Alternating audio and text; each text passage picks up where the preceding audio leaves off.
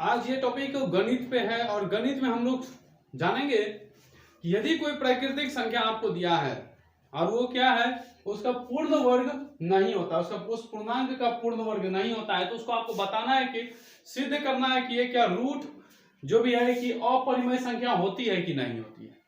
चलिए सबसे पहले हम इसको प्रूफ करते हैं, लिखते हैं प्रमाण। इसको मान लेते हैं कि माना कि यदि संभव हो सबसे पहले, क्योंकि ये बोल दिया है कि ये सिद्ध करना है कि रूट n क्या है, अपरिमेय संख्या। अब हम मान लेते हैं कि हमारे लिए पॉसिबल है तो पॉसिबिलिटी है तो मान लेते हैं, नहीं है तो नहीं मानेंगे। क्या, तो यदि संभव हो तो माना कि रूट n एक परिमेय संख्या है। हमने क्या मान लिया, यदि संभव है तो हम उसको क्या मान लिए, एक परिमेय संख्या। और आपको पता है कि परिमेय संख्या किसमें होता है, अंश बटे हर या फिर p बटे q के रूप में हम जिसको लिखते हैं उसी को क्या कहते हैं, परिमेय संख्या कहते हैं। चलिए देखिए, तो इसको आप जो रूट n दिया गया है आप क्या लिखेगा, p बटे q मतलब परिमेय संख्या में इसको लिख दी। अब बोलता है क्या, जब परिमेय संख्या होगा तो इसके लिए कंडीशन है कि उसका q यानी हर 0 नहीं होना चाहिए। इसका क्या बोलता है, हर 0 नहीं होना चाहिए। अब परिमेय संख्या में एक और परिभाषा पढ़े होंगे, और परिभाषा ये था कि यदि कोई संख्या है यानी कोई परिमेय संख्या है तो उसमें उभयनिष्ठ गुणनखंड कितना होना चाहिए, 1 होना चाहिए। यदि 1 से ज्यादा होगा तो परिमेय संख्या तो होगा लेकिन क्या होगा, किसी अपरिमेय के बराबर नहीं होगा। यानी p और q का गुणनखंड कितना होना चाहिए, उभयनिष्ठ गुणनखंड 1 होना चाहिए। हम लिखेंगे p और q का उभयनिष्ठ गुणनखंड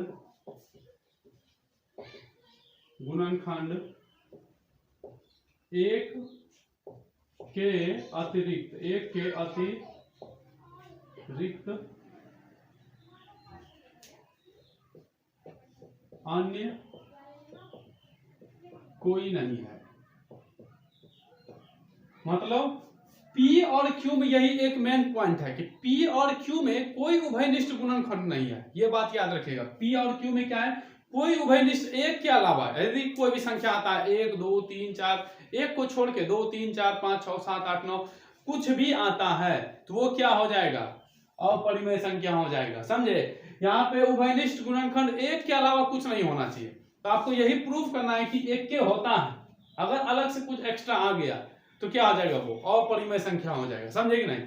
अब देख लो इधर, ये क्या हो गया। अब हम क्या करते हैं, रूट n जो आपको दिया गया है n बराबर p बाय q, इसको मान लेते हैं समीकरण फर्स्ट और इसे दोनों ओर वर्ग करने पर हम क्या करते हैं, समीकरण फर्स्ट मान लेते हैं और इसको क्या करते हैं, दोनों ओर वर्ग करते हैं, दोनों तरफ। मतलब एक बार वर्ग मतलब क्या होता है, स्क्वायर करने पर दोनों ओर क्या करते हैं, स्क्वायर। चलिए रूट n का क्या करते हैं, इस तरफ स्क्वायर किए, अब p बटा q का इस तरफ हम स्क्वायर किए, यानी बराबर के दोनों तरफ क्या कर दिया, हम स्क्वायर कर दिए। किए नहीं, देखो यहाँ स्क्वायर मतलब वही होता है जो पावर 2 देते हैं। अब रूट का स्क्वायर करते हैं कितना होता है, रूट का स्क्वायर जैसे देखिए, अब समझिए इधर n दिया गया है, इस पे स्क्वायर है तो क्या बोलता है, स्क्वायर रहेगा या 3 रहेगा। हम इसको कितना बार बोलता है, रूट ये जो पावर दिया है तो बोलता है 2 बार लिखिए। इसको कितना बार बोलता है, 2 बार लिखे। तो हम n को कितना, रूट n को 2 बार लिख दिए। और रूट का मतलब कितना होता है, पावर आधा। रूट का मतलब कितना होता है, पावर आधा। तो रूट का पावर कितना हो गया, n पे पावर 1/2। अब बीच में गुना है तो n पे पावर इधर भी कितना हो गया, 1/2। आप बच्चे से पढ़ते आ रहे होंगे, a पे पावर m गुना a पे पावर n बराबर क्या, a पे पावर m प्लस n। यहाँ पे देखिए एक जगह कितना है n, यहाँ पे एक जगह n और m के जगह 1/2, n के जगह 1/2। इसका क्या होता है, m प्लस n, यानी दोनों जो n नीचे बेस में है वो बेस में रहेगा और बाकी बात 1/2 आपस में क्या होता है, ये जुट जाता है। जुटने के बाद देखिए इसका एलसीएम कितना आता है, a पे पावर, ये हो गया आपका n पे पावर कितना, एलसीएम आएगा इसका 2, ऊपर एक एक कितना हो जाएगा 2, और 2 2 कट जाएगा, कितना बचेगा n पे पावर 1। मतलब यदि हम रूट n का स्क्वायर करते हैं तो हमारे पास क्या मिलता है, n मिलता है, यही ना मिलता है रूट, अगर रूट n का स्क्वायर करने के बाद क्या मिलता है हमको, n मिलता है। तो यहाँ पे कितना लिखेंगे, n लिखेंगे बराबर p को 2 बार गुना करेंगे मतलब p स्क्वायर, q को 2 बार गुना करेंगे मतलब q स्क्वायर, हो गया। चलिए आप इसको लिख लीजिएगा। अब आगे देखिए, ये q इधर है भाग में, इधर आया तो बराबर के ऊपर जाएगा तो गुना में, तो क्या हो जाएगा n q स्क्वायर बराबर p स्क्वायर, ये n गुना में है, नीचे आएगा तो भाग में, q स्क्वायर बराबर p स्क्वायर बटे में कौन सी हो गया n।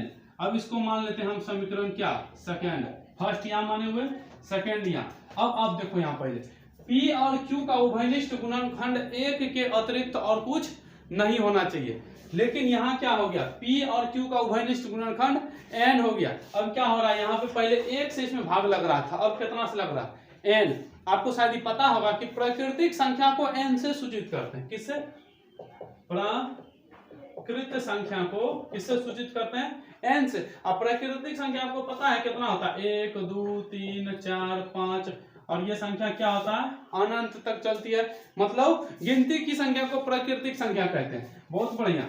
अब देखो इसमें ये जो n से क्या हो रहा है, ऊपर में भाग लग रहा है और इधर ऊपर में भाग लग रहा है, तो आप इसको लिख सकते हैं, चूंकि p स्क्वायर में कौन भाग दे रहा है, p स्क्वायर में n से, p स्क्वायर n से विभाजित होता है। p स्क्वायर किससे विभाजित होता है, n से, मतलब p स्क्वायर में n से भाग लग रहा है। आप लिख सकते हैं, अगर p स्क्वायर में सिंपल देखो, जैसे अगर 4 के स्क्वायर में 2 से भाग लगता है, लगेगा कि नहीं, 4 के स्क्वायर में 2 से भाग, 4 का स्क्वायर है तो 4 गुना 4 बटा 2 से भाग दे रहे हैं, तो 4 2 दूनी 4 बराबर कितना होता है 8। तो 4 के स्क्वायर में भाग लगा तो 4 में भाग नहीं लगेगा, 4 दूनी कितना होता है, 2 दूनी 4, 2 दूनी 4, बचा कितना है 2। अगर p स्क्वायर माना 4 के स्क्वायर में 2 भाग लगा तो कितना में, p में भी 2 भाग लगेगा, यानी जो नीचे भाग में है n है, तो क्या हो जाएगा, p n से क्या होगा, p भी n से विभाज्य होगा, p n से विभाजित क्या होगा, अब बिल्कुल होगा। जब 4 के स्क्वायर में भाग लगा है तो 4 में भी लगेगा, ऑटोमेटिक बात है कि नहीं। अब देखो यार, अब क्या हो गया कि अब पहले क्या बोला था, p और q का उभयनिष्ठ गुणनखंड 1 के अतिरिक्त तो कुछ नहीं है, लेकिन क्या यहाँ क्या हो गया, यहाँ प्राकृतिक संख्या n आ गया, और प्राकृतिक संख्या आपको पता है कि क्या होता है, 1 2 3 4 5, n के जगह आप क्या रखते हैं 1 2 3 4 5, ये कहाँ तक रखते हैं, अनंत तक रखते हैं। जब अनंत तक रखे तो इसमें बहुत सारी संख्याओं से भाग लगना, ये तो गड़बड़ हो गया यार, गड़बड़ नहीं होना चाहिए था। हम इसको क्या मान लेते हैं, समीकरण नंबर 3 मान लेते हैं। अभी तक समीकरण हम कितना माने थे, 2 माने थे, इतना दूर का आप स्क्रीनशॉट ले लीजिए। अब जो कि आते हैं हम लोग समीकरण 2 से, समीकरण 2 से, तो समीकरण 2 में क्या लिखा हुआ है भाई, q स्क्वायर बराबर p स्क्वायर बटा n। अब देखो यार, इसमें क्या करते हैं, हम p को कुछ मान लेते हैं, तो माना कि लिखते हैं, मान लिया p बराबर n के, क्या मान लेते हैं हम, p बराबर n के मान लेते हैं। ऐसे कुछ भी आप मान सकते हैं, क्योंकि ये देखिए हम प्रमेय को प्रूफ कर रहे हैं, क्या कर रहे हैं, थ्योरम। अब प्रमेय को प्रूफ करने के लिए किसी चर को मानते हैं, और जब कि आप किसी, मान लो कि जैसे √2 को √3 को प्रूफ करिएगा ना, तो इसमें कोई दिक्कत नहीं है, √3 √5 ये सब में आपको यही संख्या को बीच में मानना है, समझे। इसको भी हम प्रूफ करके आपको बता देंगे। तो अभी देखिए यहाँ पे p बराबर n के मानते हैं, यहाँ पे आप कुछ भी मान सकते हैं, लेकिन कुछ भी मानने से पहले नीचे जो हर में दिया गया, यानी n है तो n से n ही मानेंगे, समझे। अगर यहाँ पे q रहता तो q मानते, यहाँ a रहता तो a मानते, जो भी रहता उसे मानते, समझे कि नहीं। बाकी बात इस k क्या होता है, k इज कांस्टेंट, k क्या होता है, यहाँ पे कोई संख्या होता है, जब इससे हमको कोई मतलब नहीं है, जबकि n क्या है, n is variable, n is क्या है, वेरिएबल, ये एक चर है, जबकि k क्या है, कांस्टेंट यानी अचर है, इसका मान निश्चित होगा, जबकि n का मान क्या है, अनिश्चित है। अब देखिए हम p का मान किस में रखते हैं, समीकरण 2 में ऊपर वाला में क्यू स्क्वायर बराबर पी का मान क्या है एन के का होल स्क्वायर हो जाएगा, यानी पी का स्क्वायर है तो इसका भी होल स्क्वायर हो जाएगा, एन के का स्क्वायर बटा एन क्यू स्क्वायर बराबर इधर देखिए यहाँ पे कितना है, इसको आप लिख सकते हैं एन स्क्वायर और बटे में कौन सी के स्क्वायर बटा नीचे एन, यहाँ एन एगो ऊपर में एन एगो कट गया तो बचा कौन सी क्यू स्क्वायर बराबर एन एगो बचेगा और के स्क्वायर, यहाँ दो गो एन था ऊपर में एगो नीचे था तो कट गया, और जब दो को कट गया तो क्या बचा एगो बचा।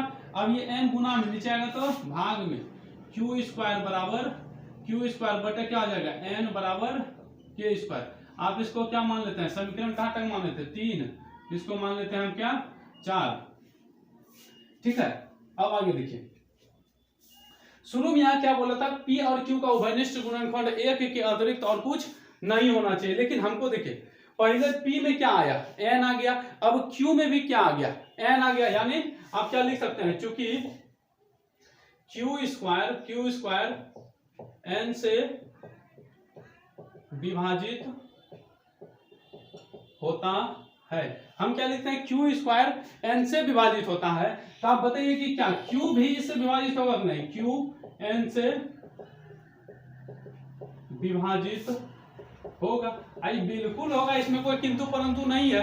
अभी जैसे हम आपको बताए थे कि 4 के स्क्वायर में भाग लग रहा है तो 4 में भी लगेगा, 8 के स्क्वायर में लग रहा है तो 8 में भी लगेगा, बिल्कुल सही बात है। अब देखो आगे पहले बोला गया था कि एक के अतिरिक्त कोई उभयनिष्ठ गुणनखंड नहीं है, लेकिन आ क्या गया n आ गया, और n मतलब बहुत सारी संख्या, n मतलब 1 2 3 4 ये अनंत तक आ गया। अब देखिए इसमें हमको जो पहले हम माने थे क्या माने थे, इसमें रूट n एक परिमेय संख्या है और इसमें क्या था एक कोई भी उभयनिष्ठ गुणनखंड नहीं होना चाहिए। अब उभयनिष्ठ गुणनखंड क्या हो गया Q में भी n आ गया और P में भी क्या आ गया n, तो आप इसको क्या मान लेंगे समीकरण 4, तो इसको 5। अब देखिए हम आते हैं अपने निष्कर्ष पर, समीकरण 3 और समीकरण 3 और 5 से, समीकरण 3 और 5 से निष्कर्ष निकलता है, क्या निकलता है भाई निष्कर्ष, रिजल्ट निष्कर्ष निकलता है कि क्या निष्कर्ष निकला, निष्कर्ष निकलता है यही निष्कर्ष निकला कि हम जो सोचे थे कि एक होगा, लेकिन एक तो है, एक के अतिरिक्त इसमें बहुत सारा संख्या क्या है गुणनखंड में, इसलिए क्या हो गया रूट n और परिमेय संख्या हो गया, क्या हो गया रूट n और परिमेय संख्या। इससे किसे किसे निष्कर्ष निकला, समीकरण 3 और समीकरण 5 से निष्कर्ष निकलता है क्या कि P और Q का उभयनिष्ठ गुणनखंड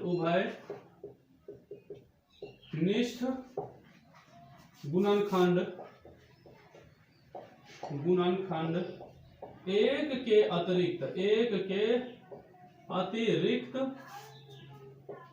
n है, जो कि हमारी मान्यता, जो कि हम आकर उधर की हमारी मान्यता के विरुद्ध है। अब विरुद्ध मतलब कौन सी हुआ, हम बोले थे कि एक क्या होगा, यही ना बोले थे, मान लिए थे, सपोज डेट हम बोले नहीं थे, हम मान लिए थे, हम क्रिया खा लिए थे कि एक क्या होगा, लेकिन क्या हुआ ना क्रिया हमारा तोड़ दिया। अब बताइए तो क्रिया तोड़ दिया तो गलत बात है कि नहीं, ये बोल दिया हमारी मान्यता के विरुद्ध है, गलत हो गया, तो गलत हो गया तो कोई बात नहीं है, जब दिल तोड़ दिया लेकिन यार ये तो क्या होता है, इसलिए हम कहते हैं कि भैया जो गलती हो गया हमको क्षमा कर दो, कि इसी को रूट n जो था ना वो अपरिमेय संख्या ही है, और वो क्या हो सकता है परिमेय संख्या, कभी जीवन में संभव नहीं है कि वो परिमेय संख्या बन जाएगा, कौन रूट n, इसलिए क्या हो गया रूट n एक अपरिमेय संख्या है। छोड़ो भाई हमसे गलती हो गया था, हम इसको मान लिए थे कि अपरिमेय संख्या, सॉरी बोल देते हैं भाई, n को है, सॉरी भाई सॉरी, हम आपको परिमेय संख्या नहीं मान सकते। क्या हो गया अंतिम में प्रूफ कर दिया कि हम अपरिमेय, हम चोर हैं तो चोरे रहेंगे, कभी इंसान नहीं हो सकते। कौन बोला, n बोला, समझे कि नहीं। मिलते हैं अगले वीडियो में, तब तक के लिए जो समझ में ना आया है उसको बताइएगा कमेंट में क्या प्रॉब्लम है, ठीक है।